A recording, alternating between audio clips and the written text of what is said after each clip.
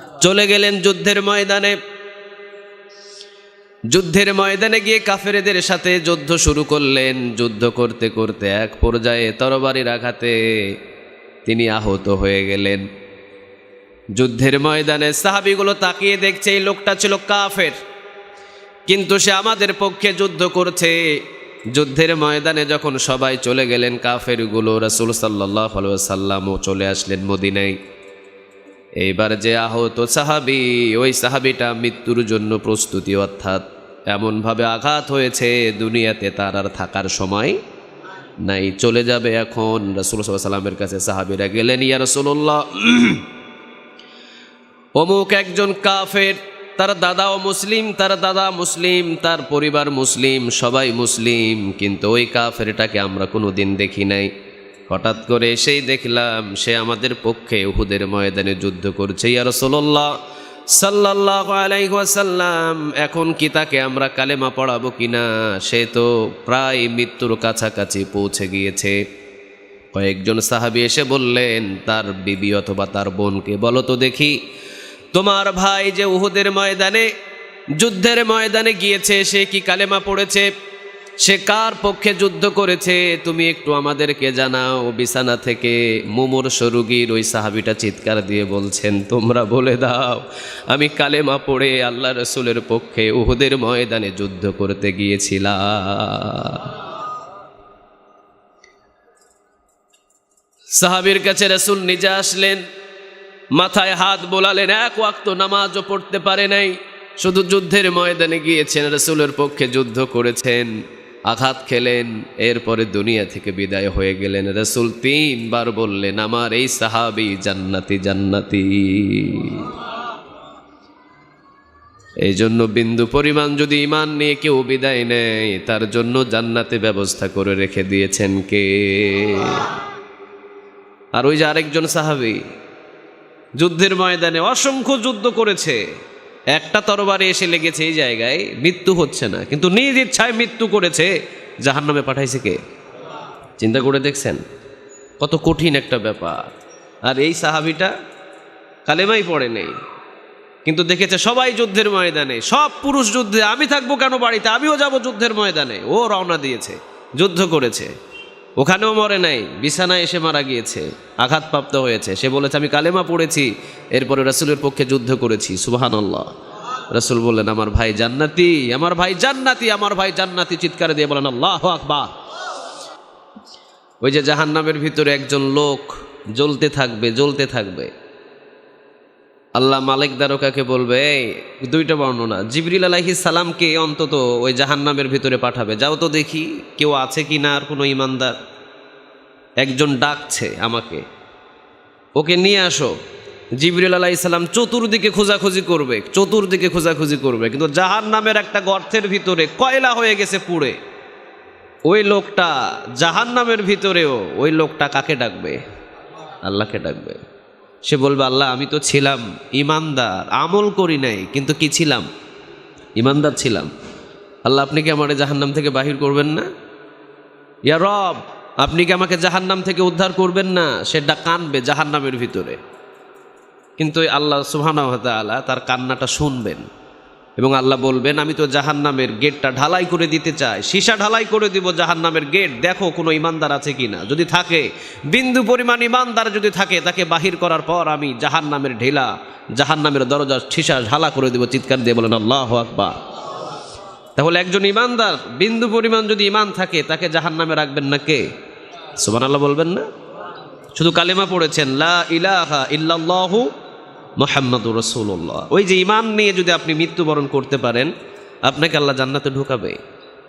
অন্তত জাহান্নামের গেটটা যখন স্টপ করে দেবে, ঢালাই করবে, এরপরে আল্লাহ আপনাকে সেখান থেকে বাহির করার পর জাহান্নামের গেটটা বন্ধ করে দেবে। এই জন্য আমাদের দোয়া করা দরকার, আল্লাহ ঈমান নিয়ে যেন আমরা দুনিয়া থেকে বিদায় নিতে পারি। এই কঠিন মুসিবতের দিন আল্লাহ তুমি আমাদের কবুল করো। জিবরিল আলাইহিস সালাম যাবেন সেখানে, খোঁজাখুঁজি করে তাকে পেয়ে যাবেন, তাকে নিয়ে আসা হবে, তাকে জাহান্নাম থেকে বাহির করা হবে। হাজার হাজার বছর পর্যন্ত এক জায়গা করে তাকে দাঁড় করানো হবে। সর্বশেষ জান্নাতের গেটে দাঁড় করাবেন কয় হাজার বছর?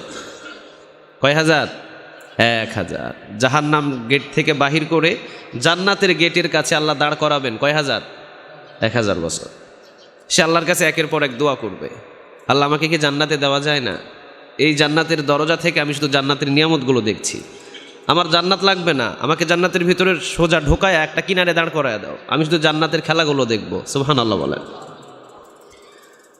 আল্লাহ বলবে ঠিক আছে, তোকেও ঢোকাবো, যা।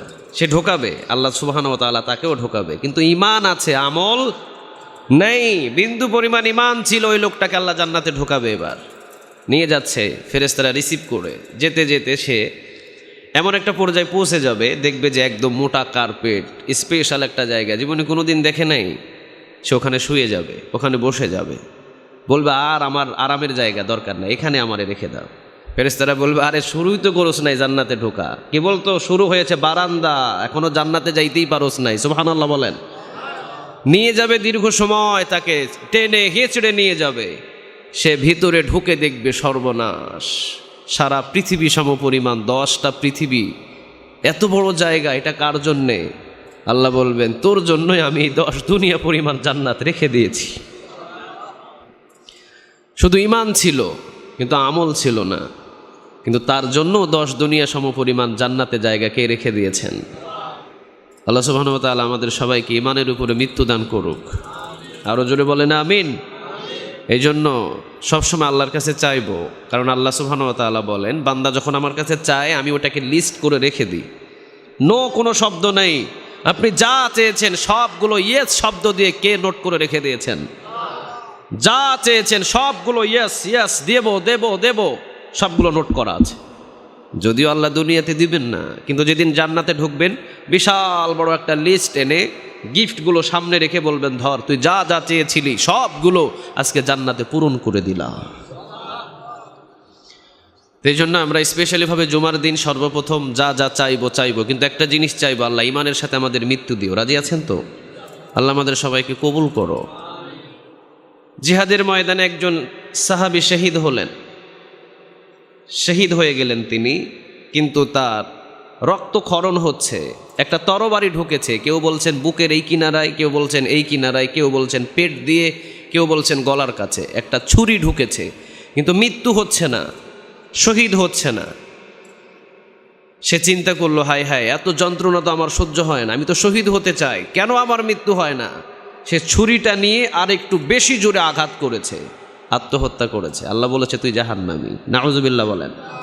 অথচ জিহাদের ময়দানে সে শহীদ হতে চেয়েছিল, কিন্তু নিজের ছুরিটা একটু জোরে আঘাত করার কারণে তাকে জাহান্নামে পাঠিয়েছেন কে? আর আরেকজন আল্লাহর গোলাম, তিনি এসেছে অন্য এলাকা থেকে, ব্যবসা থেকে নিজের বাড়ির দিকে এসেছে। এসে চাচাতো ভাইকে ডাকে, এই চাচাতো ভাই কই? চাচাতো ভাই নাই। ফুফাতো ভাই কই? ফুফাতো ভাই নাই। খালাতো ভাই কই? খালাতো ভাই নাই। আমার দাদা কই? দাদা নাই। আমার অমুক ভাই কই? অমুক ভাই নাই। আরে এরা গেল কই? বাড়ির সমস্ত মহিলারা বলছে এরা তো উহুদের ময়দানে, যুদ্ধের ময়দানে চলে গিয়েছে। সুবহানাল্লাহ বলেন। সবাই যুদ্ধের ময়দানে, তাহলে আমি কেন বাড়িতে থাকবো? সে এখনো পর্যন্ত কালেমা পড়ে নাই। সে বলছে সবাই যখন যুদ্ধের ময়দানে, আমি কেন বাড়িতে থাকবো? আমিও চলে যাব যুদ্ধের ময়দানে। সুবহানাল্লাহ বলেন। চলে গেলেন যুদ্ধের ময়দানে। যুদ্ধের ময়দানে গিয়ে কাফেরদের সাথে যুদ্ধ শুরু করলেন। যুদ্ধ করতে করতে এক পর্যায়ে তরবারির আঘাতে তিনি আহত হয়ে গেলেন। যুদ্ধের ময়দানে সাহাবীগুলো তাকিয়ে দেখছে এই লোকটা ছিল কাফের, কিন্তু সে আমাদের পক্ষে যুদ্ধ করছে। যুদ্ধের ময়দানে যখন সবাই চলে গেলেন কাফেরগুলো, রাসূল সাল্লাল্লাহু আলাইহি ওয়াসাল্লামও চলে আসলেন মদিনায়। এইবার যে আহত সাহাবী, ওই সাহাবীটা মৃত্যুর জন্য প্রস্তুতি, অর্থাৎ এমনভাবে আঘাত হয়েছে দুনিয়াতে তার আর থাকার সময় নাই, চলে যাবে এখন। রাসূল সাল্লাল্লাহু আলাইহি ওয়াসাল্লামের কাছে সাহাবীরা গেলেন, ইয়া রাসূলুল্লাহ, অমুক একজন কাফের, তার দাদাও মুসলিম, তার দাদা মুসলিম, তার পরিবার মুসলিম, সবাই মুসলিম, কিন্তু ওই কাফেরটাকে আমরা কোনোদিন দেখি নাই। হঠাৎ করে সেই দেখলাম সে আমাদের পক্ষে উহুদের ময়দানে যুদ্ধ করছে। ইয়া রাসূলুল্লাহ সাল্লাল্লাহু আলাইহি ওয়াসাল্লাম, এখন কি তাকে আমরা কালেমা পড়াবো কিনা? সে তো প্রায় মৃত্যুর কাছাকাছি পৌঁছে গিয়েছে। কয়েকজন সাহাবী এসে বললেন তার বিবি অথবা তার বোনকে বলো তো দেখি তোমার ভাই যে উহুদের ময়দানে, যুদ্ধের ময়দানে গিয়েছে, সে কি কালেমা পড়েছে? সে কার পক্ষে যুদ্ধ করেছে? তুমি একটু আমাদেরকে জানাও। বিছানা থেকে মুমূর্ষ রোগীর ওই সাহাবীটা চিৎকার দিয়ে বলছেন, তোমরা বলে দাও আমি কালেমা পড়ে আল্লাহ রসুলের পক্ষে উহুদের ময়দানে যুদ্ধ করতে গিয়েছিলাম। সাহাবীর কাছে রসুল নিজে আসলেন, মাথায় হাত বোলালেন, এক ওয়াক্ত নামাজও পড়তে পারে নাই, শুধু যুদ্ধের ময়দানে গিয়েছেন, রসুলের পক্ষে যুদ্ধ করেছেন, আঘাত খেলেন, এরপরে দুনিয়া থেকে বিদায় হয়ে গেলেন। রসুল 3 বার বললেন, আমার এই সাহাবী জান্নাতি জান্নাতি। এই জন্য বিন্দু পরিমাণ যদি ঈমান নিয়ে কেউ বিদায় নেয়, তার জন্য জান্নাতে ব্যবস্থা করে রেখে দিয়েছেন কে? আর ওই যে আরেকজন সাহাবী যুদ্ধের ময়দানে অসংখ্য যুদ্ধ করেছে, একটা তরবারি এসে লেগেছে এই জায়গায়, মৃত্যু হচ্ছে না, কিন্তু নিজ ইচ্ছায় মৃত্যু করেছে। জাহান্নামে পাঠাইছে কে? চিন্তা করে দেখছেন কত কঠিন একটা ব্যাপার।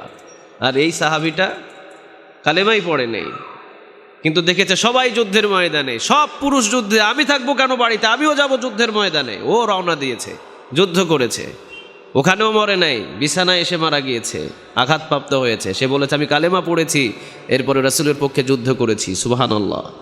রাসূল বললেন, আমার ভাই জান্নাতি, আমার ভাই জান্নাতি, আমার ভাই জান্নাতি। চিৎকার দিয়ে বলেন আল্লাহু আকবার। এই জন্য আমরা দোয়া করবো যেন আল্লাহ আমাদের মৃত্যুটা কার উপরে দেয়? সবাই বলেন, বলতে পারেন না কেন? কার উপরে? ইমানের উপরে। আল্লাহ মৃত্যুর সময় তুমি আমাদের ইমানের উপরে মৃত্যু দিও, আমরা বলি আমিন। রাসূল সাল্লাল্লাহু আলাইহি সাল্লাম 3টা দোয়া করতেন সবচাইতে বেশি। দূরে বলেন কয়টা? আমরা জীবনে কোনোদিন এই 3টা দোয়া করতে পারবো না। রাসূল বলতেন, আল্লাহুম্মা আহইনি মিসকিনা ওয়া আমিতনি মিসকিনা ওয়াহশুরনি ফি যুমরাতিল মাসাকিন। রাসূল সাল্লাল্লাহু আলাইহি সাল্লাম 3টা দোয়া করতেন। আল্লাহুম্মা আহইনি মিসকিনা, ও আল্লাহ সারা জীবন আপনি আমাকে মিসকিন অবস্থায় রাখিয়েন। সুবহানাল্লাহ বলবেন না?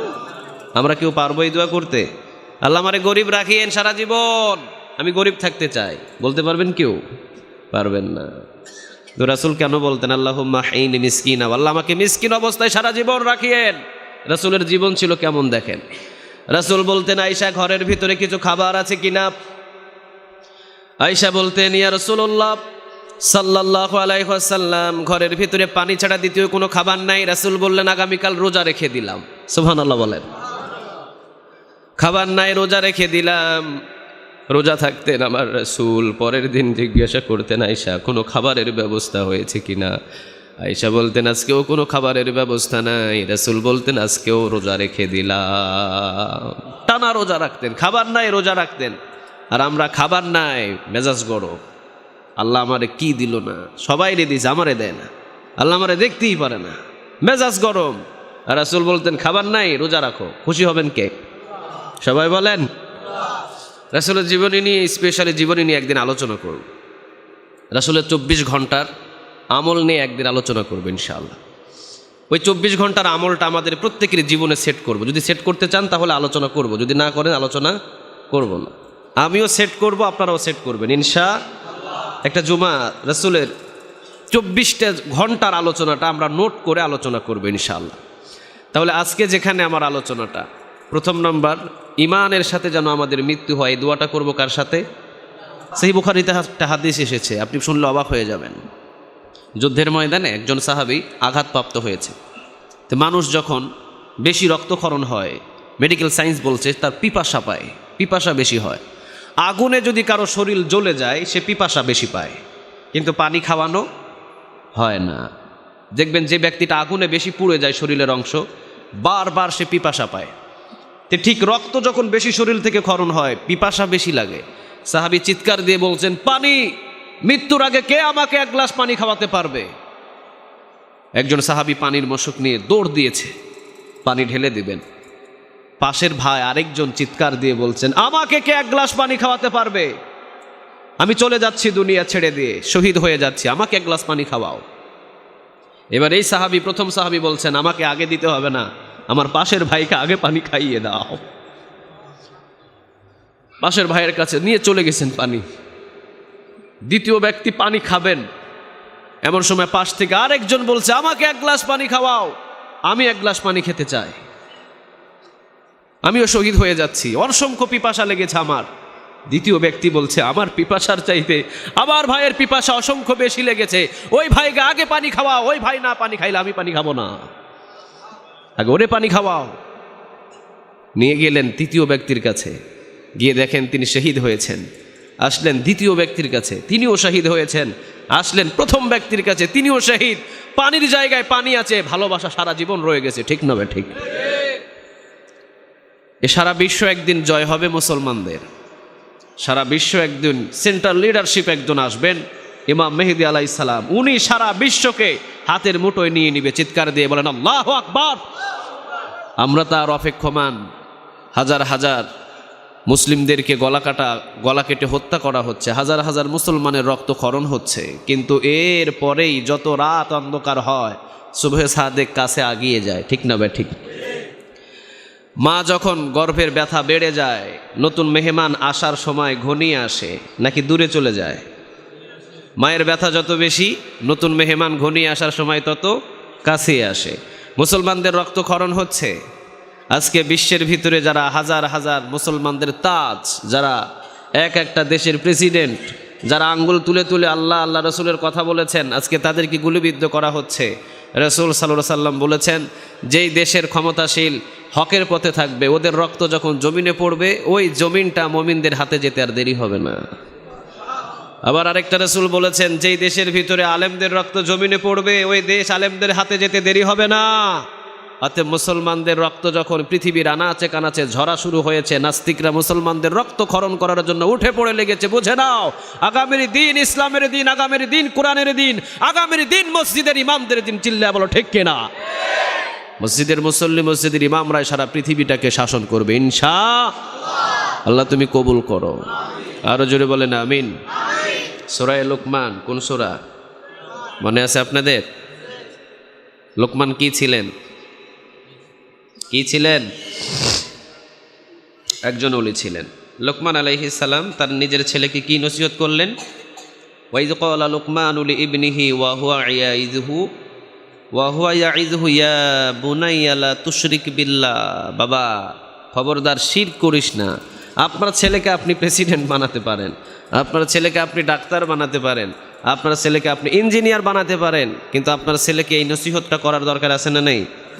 বাবা শিরক করিস না জীবনে কোনো দিন। আচ্ছা, আপনার ছেলে একটা বড় ডাক্তার, আপনার ছেলে লক্ষ কোটি টাকার মালিক, আপনার ছেলে প্রেসিডেন্ট, আপনার ছেলে বাংলাদেশের প্রধানমন্ত্রী, কিন্তু আপনার ছেলে শিরক করে, আপনার ছেলে কি জান্নাতে যেতে পারবে? কথা বলেন, পারবে? পারবে না। তাহলে বোঝা যায় প্রেসিডেন্টের চাইতে, এরপরে অসংখ্য শিক্ষিতর চাইতে, ইঞ্জিনিয়ারের চাইতে, ডাক্তারের চাইতে, সব চাইতে প্রথম নাম্বার আপনার ছেলের প্রয়োজন, সেটা হলো বাবা খবরদার কি করিস না, শিরক করিস না। কারণ ছেলে যদি অসংখ্য ক্ষমতাশীল হয় আর যদি শিরক করে, তাকে জান্নাতে নিয়ে যাওয়ার মতো পৃথিবীর কারো ক্ষমতা নেই। সালাম বলেন, বাবা তুমি যাই হও, তুমি যেটাই করো বাবা, তুমি ব্যবসায়িক হও, তুমি ইঞ্জিনিয়ার হও, তুমি ডাক্তার হও, লা তুশরিক বিল্লাহ, খবরদার শিরক করো না বাবা। শিরক করলে তোমারে জান্নাতে নিয়ে যাওয়া লোকমান কেন, লোকমানের বাবার বাবাও পারবে না। চিৎকার দিয়ে বলেন ঠিক কিনা? এই জন্য আমাদের সন্তানদেরকে বলবো, বাবা তুই যাই কর, শিরক করিস না। তো শিরক সম্পর্কে আমরা আলোচনা শুনেছি না? ইন্নাল্লাহা লা ইয়াগফিরু আইয়ুশরাকা বিহি ওয়া ইয়াগফিরু মা দুনা যালিকা লিমান ইয়াশা। আল্লাহ ইচ্ছা করলে সব গুনাহ মাফ করে দিতে পারেন, কিন্তু মাফ করবে না কোন গুনাহ? সবাই বলেন শিরকের গুনাহ। ওয়া মান ইউশরিক বিল্লাহ ফাকাদ ইফতারা ইসমান আযীমা। আল্লাহ বলেন আমি শিরকের গুনাহ মাফ করব না, বাকি গুনাহগুলো আমি মাফ করে দিব। কত গুনাহ করেছিস? ইয়া ইবাদি লাউ আতাইতানি বিকরাবিল আরদি খাতায়া। কিয়ামতের দিন যদি পাহাড় পরিমাণ কেউ গুনাহ নিয়ে আমার সামনে দাঁড়ায়, আমি আল্লাহ আরশ পরিমাণ দয়া মায়া নিয়ে তোর সামনে হাজির হয়ে তোর গুনাহ মাফ করে দিব। লাইন আশরাকতা লা ইয়াহবাতান্না আমালুক। তবে খবরদার শিরকের গুনাহ থাকা চলবে না, কারণ শিরকের গুনাহ থাকলে যত আমল করছো সবগুলো বরবাদ করে দিবে কে? এই জন্য শিরকের গুনাহ ছাড়া যদি কেউ গুনাহ বেশি নিয়ে উঠে পাহাড় পরিমাণ, কিয়ামতে কে মাফ করে দিবেন? আল্লাহ। তাহলে শিরক কয় প্রকার? কয় প্রকার? শিরকে আকবার, শিরকে আসগার। একটা হলো বড় শিরক, আরেকটা হলো ছোট শিরক। শিরকে আকবার কয় প্রকার? 3 প্রকার। আশিরকু ফির রুবুবিয়্যাহ, আশিরকু ফিল উদুদিয়্যাহ, আশিরকু ফিল আসমাই ওয়াস সিফাত। এই যে গত জুমায় আমরা আলোচনা করেছিলাম, আর শিরকু ফির রুবুবিয়া, মানে রবের খাতিরে শিরক, আল্লাহরে ছাড়া অন্য কাউরে রব মানছেন না, এরকম হিন্দুদের ভিতরে আছে দেখবেন। ওই রবে পানি দেয়, ওই রবে বিদ্যা দেয়, ওই রবে ধান ফসলের ভিতরে স্বাদ ঢোকায়া দেয়, ওই রবে এই দেয়, ওই রবে ওই দেয়। এই যে 33 কোটি রব, 33 কোটি দেবতা, কিন্তু আল্লাহরে তারা মানে ভগবান বলে। তারপরেও একজন খোদা বানাইছে তারা। এই খোদার এই খোদা ওই এরিয়া চালায়, ওই খোদা ওই এরিয়া চালায়। গত জুমায় বলছিলাম না, ঢাকা ঢাকেশ্বরী মন্দির থেকে বড় একজন, তাদের মূর্তির গলা থেকে 100 ভরি স্বর্ণের চেন চুরি হয়ে গেল। ওখানে ঢাকা ঢাকেশ্বরী মন্দিরে শত শত দেবতা রাখছে, কিন্তু একটা দেবতাও টের পেল না আসলে সেই স্বর্ণের মালাটা কে নিয়ে গেল। তাহলে আসলে এগুলা কি কামিলা না আকামিলা? আকামিলা, কামিলা নয় এগুলো। এই জন্য আশিরকু ফির রুবুবিয়া, রব হিসাবে পৃথিবীর কাউকে মানা যাবে না। রব আমাদের কয়জন? একজন। আশিরকু ফিল উদুদিয়া, ইবাদতের খাতিরে শিরক, খবরদার, কারো কাছে চাওয়া যাবে না, কাউরে কপালে দিয়ে কাউরে সেজদা দেওয়া যাবে না। কাকে দিবেন? ইবাদত হবে কার?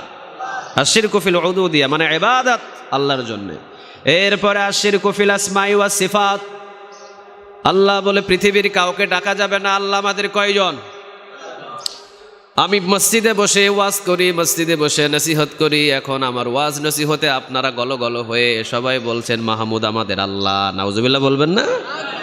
এইটা যদি বলেন আশিরকু ফিল আসমাই ওয়াস সিফাত, আপনার ইমান শেষ। আপনাকে নতুনভাবে কালেমা পড়ে ইমান আনতে হবে, এছাড়া আপনি মুশরিক। ঠিক না বে ঠিক?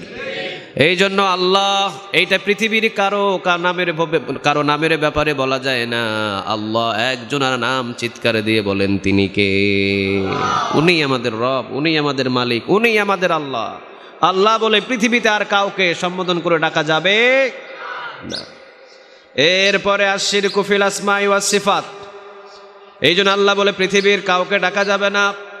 প্রথম নাম্বার শিরক, 2 প্রকারের ভিতরে শিরক আকবার আর শিরক আসগার। এইটা হলো সবচাইতে ছোট ছোট শিরক। ছোট ছোট শিরক আমাদের সমাজে আছে না নাই? আরো জোরে বলেন, আছে না নাই? শিরক আসগারটা হলো সবচাইতে বড় শিরক আসগারের ভিতরে। সবচাইতে বড় শিরক আসগারটা হলো আর রিয়া। রিয়া, অহংকার, গম্ভীরতা। সে নিজেকে নিজে একটা কিছু মনে করে। সে মনে করে আরে আমি এত শিক্ষা অর্জন করে আসছি, অমুক বিদেশ থেকে শিক্ষা অর্জন করে আসছি, আমার নামের পরে যদি ওই টাইটেল না দেয় তাহলে ওই মাহফিলে আমি যাবই না। এই যে রিয়া, দেখবেন অনেক মাহফিলের সভাপতি আছে। আমার একটা ছিল গাজীপুরে, সভাপতির নাম দিয়েছে, নামের আগে আলহাজ বসায় নাই, এই জন্য এই সভাপতি মাহফিলি বন্ধ করে দিয়েছে। কয় আলহাজ দিলি না কেন? 10 লক্ষ টাকা খরচ হয়েছে আমার পুরা পরিবার হজ করতে, 10 লক্ষ টাকা এমনি এমনি খরচ করি নাই, ওই টাইটেলটা বাংলাদেশে দেওয়ার জন্য খরচ করছি। নাউজুবিল্লাহ বলেন। আর রিয়া, এই যে কলিজার ভিতরে কি আছে? অহংকার। আমার নামের আগে আলহাজ বসাবি, মানুষে মনে করবে আমি ধনী মানুষ, আলহাজ না বসাইলে আমি তোদের মাহফিল বন্ধ করে দেব। এই যে তার ভিতরে অহংকার আছে, রিয়া আছে। আবার দেখবেন অনেক বক্তা পোস্টারে নাম দেয়, পোস্টারে নাম এমনভাবে টাইটেল দেয়, সামনে পিছনে বক্তার নামও খুঁজে পাওয়া যায় না। ঠিক না বা ঠিক? অমুক তমুক, এই সে আন্তর্জাতিক খ্যাতি সম্পূর্ণ মুফাসসিরে কোরআন, এই সে আমাদের নামের আগেও পরে অনেকে দিয়ে দেয়। আমরা বলি আরে এত আমার দরকার কি, খালি নাম দিয়ে দাও মাহমুদুল হাসান, এনাফ, আর কোনো কিছুর দরকার নেই। কারণ আমার কলিজায় যদি রিয়া হয়ে যায়, আমার কলিজায় যদি একটা দাম্ভিক অহংকার হয়ে যায়, জাহান্নামের আগুনে জ্বালাবেন কে? খবরদার, কেউ কখনো কোনো জায়গায় গিয়ে নিজের পরিচয় বড় করে দিবেন না। এটা রিয়া, এটা অহংকার। একটা ঘটক সাহেব একটা মেয়ের বাড়িতে গিয়ে ছেলের যত প্রশংসা করে, ওই ছেলের 4 আনাও নাই। ঠিক না বে ঠিক? কিন্তু বলে বড় বড় কথা। খবরদার, ঘটকতালি করো, বিবাহ বন্ধনের যদি আবদ্ধ তুমি ঘটিয়ে দিতে পারো, আল্লাহ আরশ থেকে তোমাকে কিছু ফাইসালা করবে, তোমাকে কিছু নেক দিবে, কিন্তু মিথ্যা কথা বলে নয়। সব কথা হলো সত্য বলতে হবে। ঠিক কিনা? এই জন্য খবরদার, জীবনে কোনোদিন কোনো জায়গায় গিয়ে আপনি বলবেন না আমি অমুক, আমি তমুক, আমি সেই, আমার চলাফেরা প্রধানমন্ত্রীর সাথে, আমার চলাফেরা এমপির সাথে আমার সিনস, আমি এই সেই। খবরদার, এগুলো বলবেন না। শুধু নামটা বলবেন, ছোট হয়ে থাকবেন। ছোট হয়ে থাকলে বড় করে দেখবেন কে? এই জন্য আর রিয়া, রাসূল বলেন এই রিয়া থেকে আমার উম্মতের প্রতি আমার বড় ভয় হয়, কারণ আমার মনে হয় আমার উম্মত মনে হয় এই রিয়ার জন্য জাহান্নামে বেশি চলে যাবে। ঠিকই যাবে। প্রতিটা মানুষ শুধু অহংকার, প্রতিটা মানুষের ভিতরে অহংকার। ওই বেটার থেকে আমি বড়, ওর ছেলে থাকে আফ্রিকা, আমার ছেলে থাকে ডুবাই। তাতে আফ্রিকা থাকে তাতে কি হয়েছে? আমার ছেলে ডুবাই, ওর চাইতে বেশি কামায়, ওর সাথে আমি কথাই বলবো না। এই যে রিয়া, এই যে অহংকার, জাহান্নামের আগুনে জ্বলবেন। তাহলে এটা শিরকে আসগার, এটা করা যাবে। দ্বিতীয় নম্বর শিরকে আসগার হলো আল্লাহর নাম ছাড়া অন্য কারো নামে কসম খাওয়া। নিজের বিবি বলছে আমার মোবাইলের ভিতরে কোনো মিস কল আসে নাই, স্বামী বলছে না তোর মোবাইলের ভিতরে রাতের 2টা বাজে মিস কল আসছে। এইবার বিবি বলছে না মিস কল আসে নাই, এবার স্বামী বলছে না মিস কল আইছে। তাড়াতাড়ি স্বামী নিজের ছেলের আয়না, নিজের ছেলের মাথায় হাত রাখা কয় আমার ছেলের কসম আমার মোবাইলে কোনো মিস কল আসে নাই। এই যে আপনি শিরকে আসগার করলেন। আপনার ছেলের কসম কেন খাইবেন? কসম হবে কার? মানে আপনি আল্লাহর কসমের চাইতে আপনার ছেলের কসমটারে বেশি বিশ্বাস করে ফেলেছেন। এই জন্য বোঝা যায় আল্লাহরে ছোট করলেন। এই জন্য আল্লাহ বলছেন কসম পৃথিবীর কারো হবে না, কসম হবে কার? আপনি যদি কোনো মানুষকে কোনো বিশ্বাস করাতে চান, আপনি সাথে সাথে বলবেন ওয়াল্লাহি, মানে আল্লাহর কসম, আল্লাহর কসম করে বললাম এই কাজটা আমি কোনোদিন করি না। আমাদের সমাজে কি আছে জানেন? আমাদের সমাজে পার্লামেন্টে ভুল একটা কাজ করে, যাহা বলিব সত্য বলিব, সত্য বই মিথ্যা বলিব না। এই যে কোরআনের উপরে হাত রাইখা কইতেছি, যাহা বলিব সত্য বলিব, সত্য বই মিথ্যা বলিব, শিরকে আসগার হচ্ছে এখানে। কারণ কোরআনের উপরে হাত রেখে নয়, এখানে বলার দরকার ছিল যাহা বলিব সত্য বলিব, সত্য বই মিথ্যা বলিব না, আল্লাহর কসম করে বললাম। এইটা বললে আপনার একবারে ঠিক ছিল, কারণ কোরআনটা কার কিতাব? এই কোরআনটাও আল্লাহর বড় নয়, এই কোরআনটাও একদিন পৃথিবী থেকে উঠিয়ে নেবেন কে? আল্লাহ যতদিন রাখবেন দুনিয়াতে রাখবেন, আবার উঠিয়ে নেবেন। তাহলে কোরআনের চাইতে বড় একজন, চিৎকার দিয়ে বলেন তিনি কে? তাহলে আজ শিরকে আসগার আরেকটা কি পাইলাম? আল্লাহ ছাড়া কারো নামে কসম খাওয়া যাবে। এগুলো বলে দিবেন বাড়িতে গিয়ে, শিরকে আসগারগুলো নোট করে নিয়ে যাবেন। এই যে ইউটিউবে নোট হচ্ছে না, এগুলো শোনাবেন বাড়িতে গিয়ে। এগুলো হলো শিরকে আসগার। আল্লাহ ছাড়া কারো নামে কসম করা যাবে না। বাবার কসম, মায়ের কসম, ছেলের কসম, আসমানের কসম, মাটির কসম, ছোট ছেলের কসম, বড় ছেলের কসম। কসম খায় এরকম কথা বলেন? খায় শিরকে আসগার করছেন, খবরদার এগুলো ছেড়ে দিবেন। শিরকে আসগার যদি থাকে তাহলে ক্যান্সারের মতো। এটা শিরকে আসগারটা হলো ক্যান্সারের মতো, ভিতরে কুড়ে কুড়ে ইমানটা নষ্ট করে ফেলবে। পরে কিয়ামতের ময়দানে গিয়ে দেখবেন শিরক ছাড়া আমল একটাও নেই। তৃতীয় নাম্বার শিরকে আসগার হলো তোয়ারা। লা তিয়ারাতাল ফিল ইসলাম, লা তিয়ারাত ফিল ইসলাম। রাসূল সাল্লাল্লাহু আলাইহি ওয়াসাল্লাম বলেন তিয়ারত বলতে ইসলামে কিছু নাই। কুলক্ষণ সুলক্ষণ আমাদের সমাজে আছে না নেই? কথা কন না কেন? আছে। সকাল থেকে বাড়ি থেকে বাহির হবে, হঠাৎ করে বাড়ি থেকে বাহির হতেই কুকুর ঘেউ ঘেউ করতে, সর্বনাশ বাবা তুই বাহির হোস না, আজকে তুই বাহির হইলেই তোর বিপদ। কুলক্ষণ। এরপরে সকালবেলা ফজর নামাজের পরে গাছের উপরে কাক ডাকছে, কয় কি আজকে কেউ মারা যাবে, এই জন্য কাক ডাকছে। সুলক্ষণ কুলক্ষণ, খবরদার এগুলো লক্ষণ ইসলামে নেই। সব কিছু করেন কে? ইন্নামা আমরুহু ইযা আরাদা শাইআন আন ইয়াকুলা লাহু কুন ফায়াকুন। কার কথা? আল্লাহ বলছেন যা কিছু করি আমি কুন ফায়াকুন বলতে দেরি হয়, হইতে কখনো দেরি হয় না। সুবহানাল্লাহ বলবেন না? এই জন্য কুলক্ষণ আছে, সুলক্ষণ আছে। আবার অনেক সময় দেখে একটা মেয়ে নতুন বাড়িতে বিবাহ করে নতুন একটা বাড়িতে গেছে, শ্বশুর বাড়িতে। এবারে শ্বশুর বাড়ির লোকেরা বলছে মা যাও তো দেখি তুমি এক কাপ চা বানায় নিয়ে আসো। তো সে এক কাপ চা বানাইতে গিয়া, নতুন মানুষ তো বুঝতে পারে নাই, কোনোদিন চা বানায় নাই বাবার বাড়িতে, শ্বশুর বাড়িতে এসে চা বানাইতে গিয়া 2টা কাপ ভেঙে ফেলেছে। এবার শ্বশুর শাশুড়ি কয় এমনি এটা কুলক্ষণ, এটা ভালো না, তাড়াতাড়ি এটারে আউট করতে হবে, এটার অবস্থা ভালো দেখাতে না। এই যে খারাপ কথা, কুলক্ষণ সুলক্ষণ ইসলামে নাই। এটা যদি বিশ্বাস করেন তাহলে শিরকে আসগার করছেন আপনি। কিয়ামতের দিন আমল নামায় কোনো নেক পাওয়া যাবে না, এটাও বরবাদ। কুলক্ষণ সুলক্ষণ ইসলামে নাই। 4 নম্বর গণকের কাছে যাওয়া, আছে না নাই? বাবা আমার হাত দেখেন, দেখেন তো দেখি আমি বিদেশে যাইতে পারুম কিনা। বাবা আমার হাত দেখেন, দেখেন তো দেখি আমি বিদেশ কোন দিন যাবো। বাবা আমার ছেলের হাতটা দেখেন। এইবার বাবা কয় ছেলের হাত দেখছি, তোর মেয়ের হাতটা আমারে দেখা। নাউজুবিল্লাহ বলবেন না? কারণ ছেলের হাত দেখছে, মেয়ের হাত দেখায় না। এবার বাবা কয় মেয়ের হাতটা একটু ধইরা দেখি। নাউজুবিল্লাহ। খবরদার, সুলক্ষণ কুলক্ষণ ইসলামেও নাই। আবার ওই যে জ্যোতিষীর কাছে হাত দেখায়, এগুলো ইসলামে কোনো মানুষ কি কোনো মানুষের ভবিষ্যৎ বলে দিতে পারে? কে বলতে পারেন? আরো জোরে বলেন আল্লাহ। আবার দেখবেন একটা টিয়া পাখি নিয়ে টিয়া পাখির কাছে একটা চিঠি রাখে, অসংখ্য চিঠি। কয় এই টিয়া যেই চিঠি লেখা, যেই চিঠি ধইরা এই টিয়া পাখি আপনার জন্য উঠাবে, বুঝবেন ওইটাই আপনার ভাগ্য। নাউজুবিল্লাহ, কত বড় শিরক করছেন আপনি, এটা নিজেও কল্পনা করতে পারেন নাই। আল্লাহরে বাদ দিয়ে আপনি টিয়া পাখির উপরে বিশ্বাস করলেন আপনার ভাগ্য। কেমনে করেন এগুলো? কিন্তু বাংলাদেশের ভিতরে অসংখ্য মুসলিম করে, ঠিক না ব্যাঠিক? খবরদার, এইগুলো করা যাবে না। এই জন্য গণকের কাছে কোনোদিন যাবেন না, গণকের কাছে জীবনে যাবে না। কারণ গণক পৃথিবীর কিছুই বলতে পারে না, ও আন্দাজে একটা বলে দিবে আর কি। কারণ ও সবসময় ভালোই বলবে, খারাপ বললে তো ওর টাকা দিবেন না। ও সবসময় ভালো বলবে, কিন্তু আসলে একটাও ঘটবে না। কারণ ঘটাবেন কে? যদি প্রয়োজন হয় গণকের কাছে যাবেন, গণকের কাছে গিয়ে ঠাস করে একটা থাপ্পড় দিয়ে দিবেন গালে, একটা থাপ্পড় লাগাইয়া দিবেন। এবার গণক বেটা কইব আমারে থাপ্পড় দিলেন কেন? আপনি বলবেন আমি যাইস আপনারে থাপ্পড় দিব, এটা তো আপনার আগে থেকে জানা ছিল, ঠিক না বে ঠিক? যদি বলতে না পারেন তাহলে তো আপনি জানেন না কিছু, যাই একটা মারি দিবেন থাপ্পড়। এরপর ও যদি জিগায় থাপ্পড় দিলেন কেন, তা আমি যাইসা থাপ্পড় দিব, তুই জানোস না? তুই তো ভবিষ্যৎবাণী বলে দিতে পারো, এটাও তো জানার কথা ছিল। এরপর 5 নম্বর, তাবিজ ঝোলানো যাবে না।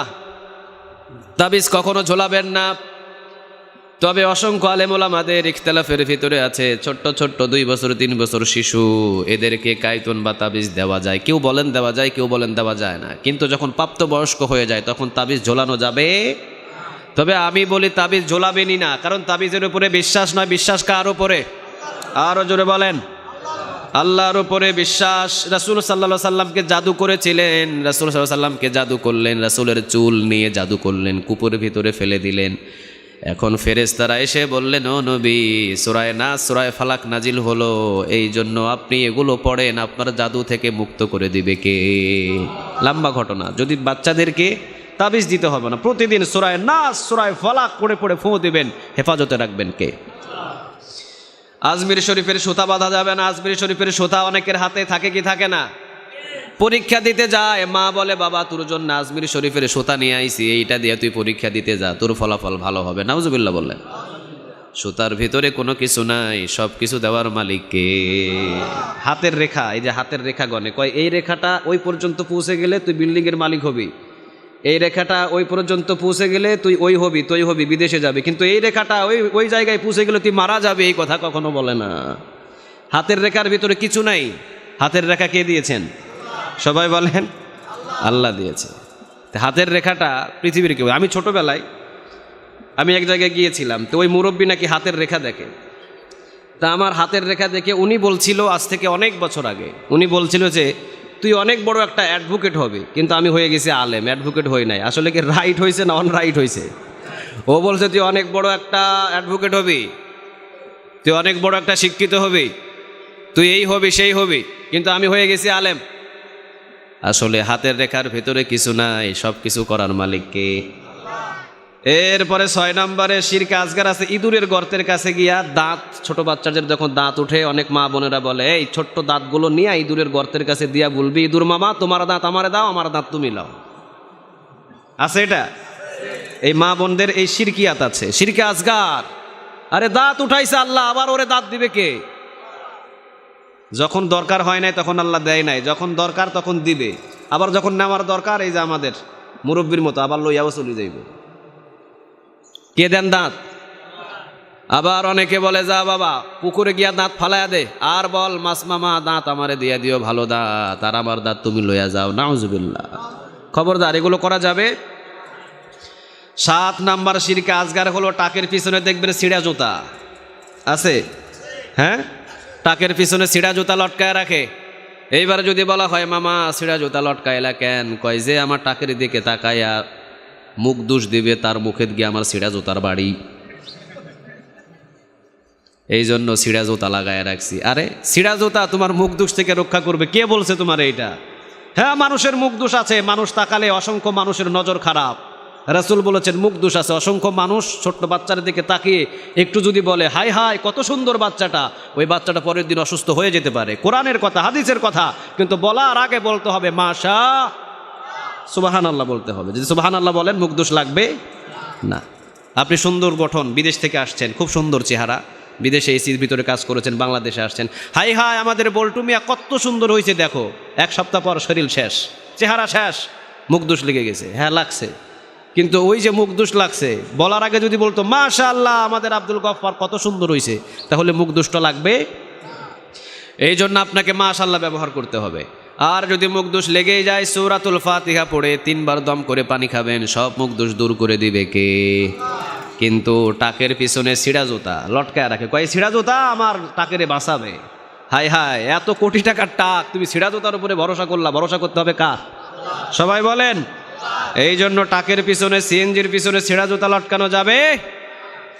8 নম্বর, বাচ্চাদের কপালে কালো টিপ। আচ্ছা, এটা কালো টিপ লাগায় দেয়, এই পাশে ওই পাশে কালো টিপ লাগায়, এগুলো কালো টিপ লাগানো যাবে না। এই কালো টিপ, এগুলো অনেকে মা বোনেরা বলে কালো টিপ লাগায় দিলাম আমার বাচ্চা সব থেকে হেফাজতে থাকবে। না, হেফাজতে রাখবেন কে? রাসূল বলেন প্রত্যেকটা মানুষের হেফাজতের জন্য যখন একটা বান্দাকে আল্লাহ জন্ম দেন, 70 জন ফেরেশতা তার হেফাজতের জন্য আল্লাহ নিযুক্ত করে দেয়। আমাদের বেশি ভালোবাসেন কে? এইটা বর্ণনা করলে লম্বা ঘটনা। 20 জন ফেরেশতা শুধু বডির ভিতরে আল্লাহ রেখে দিয়েছেন। কেউ আঘাত করতে আসবে, ওই ফেরেশতাগুলো বাধা দেবে। সুবহানাল্লাহ বলবেন না? দেখবেন সোজা একটা রড চোখের দিকে আসে, সাইড দিয়ে চলে যায়, লাগে না। প্রতিটা অঙ্গে অঙ্গে ফেরেশতা আছে, কয় ইস আর একটু হলে তো চোখটা শেষ হয়ে যেত। আরে হবে না, কারণ চোখের ভিতরে ফেরেশতা রাখছেন কে? আল্লাহ। তো এই জন্য খবরদার, বাচ্চার কপালে টিপ দিবেন না, টিপের উপরে বিশ্বাস করা যাবে না, কারণ আল্লাহ সুবহানাহু ওয়া তাআলা আপনার সন্তানকে হেফাজতের জন্য ফেরেশতা নিযুক্ত করেছে। চিৎকার দিয়ে বলেন আল্লাহু আকবার। 9 নম্বর, শিরকে আসগার আমরা বাহির করেছি। পরীক্ষার দিনে সকালে ডিম খাওয়া যাবে না। অনেকে বলে, কয় ডিম খাইলে তুই কিন্তু ডিম পাইবি। পরীক্ষার দিন সকালে ডিম খাইবি না, ডিম খাইলে কিছু লিখতে পারবি না। তুই ডিম খাস না জান, সকালে মাও ডিম খাওয়ায় না, বাবাও ডিম খাওয়ায় না। কয় তুই পরীক্ষার দিনে যদি ডিম খাস তাহলে ডিম পাইবি বাবা, তুই ডিম খাস না। কিন্তু ডিম খাওয়া যাইবেন, আরো সফল হবেন। এটা হলো শিরকে আসগার। 10 নম্বর, সবাই বলে, অনেক মুরব্বী বলে, বাবা জট কলা খাস না, তুই জট কলা খাস না কেন? তুই যদি জট কলা খাস তাহলে তোর কিন্তু জোড়া জোড়া বাচ্চা হইব। অনেক মা বোনদেরকে জট কলা খাইতে দেয় না, ঠিক না বে ঠিক? আরে জট কলা খাইলে তো আরো ভালো। একবার 50 1 লাখ টাকা লাগে 2টা বাচ্চা করতে, তো একসাথে 2টা হলে আরো ভালো না? একসাথে 2টা হয়ে গেল, সমস্যাই নাই। 50 2বার পেটও কাটা লাগলো না, একসাথে 2টা। খুঁজে খুঁজে জট কলা খাইবেন। জট কলার ভিতরে যমজ বাচ্চা হয় না, যমজ বাচ্চা দেওয়ার মালিক কে? আগে যমজ বাচ্চা হইতো না। সাহাবীদের আমলে এমন কথা শোনা যায় নাই যমজ বাচ্চা হয়েছে, খুব কম। কিন্তু এখন যমজ না, এখন 7টাও হয়। কয়টা? কেন 7টা হয়? হিকমতের সাথে বলতে হয়, যেদিন থেকে 1টার বেশি নয়, 2টার বেশি নয়, 1টা হলে ভালো হয়। এই যে স্লোগানটা শুরু করেছে, 2টার বেশি নয়, 1টার বেশি নয়, 2টার বেশি নয়, 1টা হলে ভালো হয়। যেই দিন থেকে এই স্লোগান শুরু করেছে, আল্লাহ কয় 1টা যখন লইবি 1টার ভিতরে 7টা দিয়ে দিমু। 1টা লইবি না, 1টার ভিতরে এখন 7টা। আর আপনাদের ফেনী শহরের ভিতরে কয়েকদিন আগে 4টা না 5টা একসাথে হয়েছে, এই ফেনী শহর, এই জায়গায়। তো চিন্তা করেন, যেদিন থেকে ওই স্লোগান শুরু হয়েছে সেই দিন 1টার ভিতরে 5টা ঢুকাইছে কে? এই জন্য জট কলা 1টা না 10টা খাইবেন। একসাথে যদি 10টা জট কলা থাকে খাইবেন, যমজ দেওয়ার মালিক আল্লাহ। কিন্তু জট কলা খাইলে যে যমজ বাচ্চা হবে, এটা শিরকে আসগার, এটা কখনো বিশ্বাস করা যাবে।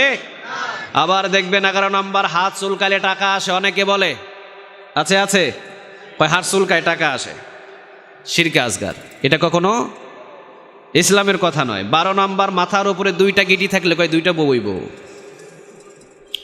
এই জন্য অসংখ্য দাদিদেরকে লাগায় দেয়। ছেলে যখন মেয়েকে দেখতে আসে, ছেলে যখন মেয়েকে পছন্দ হয়, এইবার অসংখ্য মুরব্বী কয়, ও দাদি আপনি তো যায় ছেলের মাথার গিট্টি 2টা গয়না আসেন, দেখেন 2টা গিট্টি থাকলে ওর সাথে মাইয়া বিয়া দিব না। 2টা গিট্টি থাকলে 2টা বউইব। দাদি মাথার গিট্টি গয়না দেখেন, যদিও এইদিকে না, এগুলো আছে রংপুর, দিনাজপুর, ওই লাইনগুলোতে বেশি। মাথার গিট্টি গনেন, মাথার গিট্টি যদি ছেলের 2টা হয় তাহলে 2টা বিয়ে করবো, ওই ছেলের সাথে মেয়েকে বিয়ে দেওয়া যাবে না। আর 1টা গিট্টি থাকলে দিয়ে দিব। কিন্তু অসংখ্য নজির আছে, 1টা গিট্টি আলা 10টা করছে, করে নাই। এখানে গিট্টি গনবো নাকি যাদের 2টা বউ আছে? না, এখানে 2টা বউওয়ালা কেউ নাই। মাথার গিট্টি গয়না দেখেন, গিট্টি নাই কিন্তু 2টা করে ফেলছে। এই জন্য গিট্টির উপরে বিশ্বাস করা যাবে। আল্লাহ আমাদের সবাইকে হেফাজত করুক, আর জোরে বলেন আমিন। এই জন্য শিরকে আসগার থেকে আল্লাহ আমাদের সবাইকে হেফাজত করুক। তবে শিরকে আসগার তাওবা করলে আল্লাহ মাফ করে দিবে। তাওবা করলে কি করবে? মাফ করবে। ওয়াখির দাওয়ানা আলহামদুলিল্লাহি রাব্বিল আলামিন। যারা সুন্নত পড়েন নাই সুন্নত আদায় করে নিন।